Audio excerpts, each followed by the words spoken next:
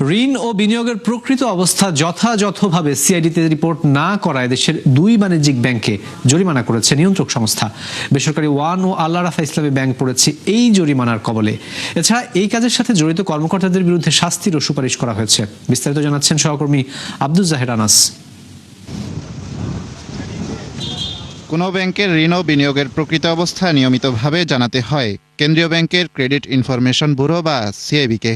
কিন্তু সম্প্রতি 2টি বেসরকারি ব্যাংক এ নিয়ম বরখেলাপ করায় গুনতে হয়েছে জরিমানা। এমনকি শাস্তির কথা বলা হয়েছে এর সাথে জড়িত কর্মকর্তাদের বিরুদ্ধে। 24 ফেব্রুয়ারি জারি করা চিঠিতে বলা হয়, গ্রাহক প্রতিষ্ঠান টেকনোড্রাগস লিমিটেডের একটি ডিমান্ড লোন প্রায় 14 মাস পর রিপোর্ট করে ওয়ান ব্যাংক। এছাড়া 2টি মেয়াদি ঋণ, 2টি পুনঃতফসিলকৃত ঋণ, 9টি ডিমান্ড লোন এবং একটি ওভারড্রাফট ঋণ প্রকৃত শ্রেণীমানে না দেখিয়ে 4 মাস ধরে অশ্রেণীকৃত হিসেবে রিপোর্ট করা হয়। এ ধরনের অনিয়মকে গুরুতর বিবেচনায় বাংলাদেশ ব্যাংক ওয়ার্ডার 1972 অনুযায়ী 5 লাখ টাকা জরিমানা করা হয়। 5 মার্চের মধ্যে পরিশোধ না করলে চলতি হিসাব থেকে সমন্বয় করার কথাও বলা হয়েছে চিঠিতে। এ বিষয়ে জানতে কয়েকবার ফোন করা হলেও সাড়া দেননি ওয়ান ব্যাংকের ব্যবস্থাপনা পরিচালক।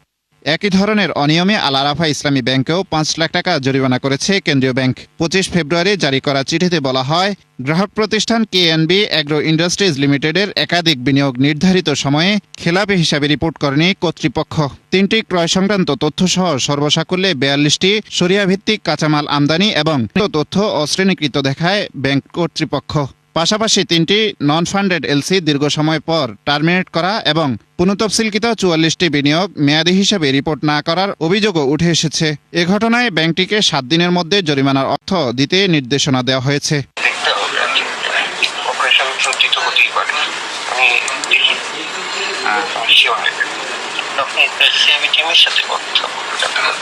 এছাড়া উভয় ব্যাংকে সংশ্লিষ্ট অনিয়মে জড়িত কর্মকর্তাদের বিরুদ্ধে প্রশাসনিক ব্যবস্থা নিয়ে নির্ধারিত সময়ের মধ্যে সিআইবিকে জানাতে নির্দেশ দিয়েছে কেন্দ্রীয় ব্যাংক। আব্দুল জাহের আনাস, 71, ঢাকা।